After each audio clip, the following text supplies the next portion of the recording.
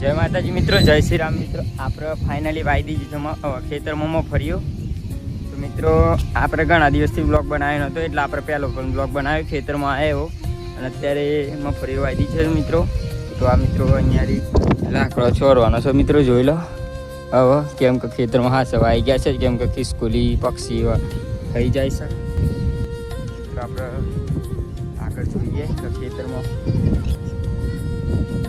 મમા જેવું ચાલે એવું ને મિત્રો. આપણે અહીંયાથી મિત્રો આપણે મળીએ પેલા ખેતરમાં જઈ, કેમ કે સાહિલભાઈ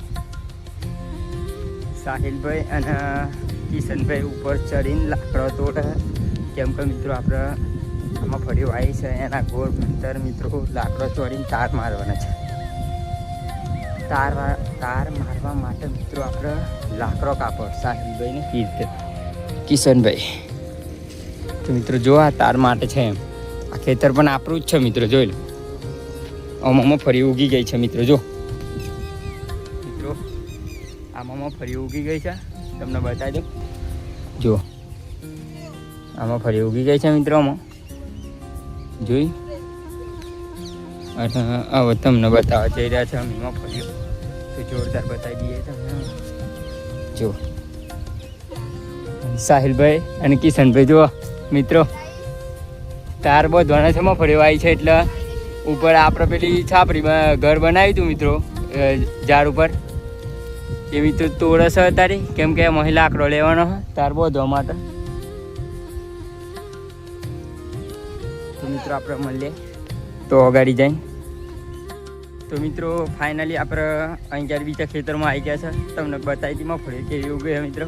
અને આપણે ઝલકબેન મળી ગયા મિત્રો, જોઈ લો. આ છે મારા ભત્રીજી મિત્રો, અને એ પણ મફળી દોડે છે મિત્રો. જો ગીલોડી ચાલી છે હાથમાં. મંગુબેન હાય કહી દે.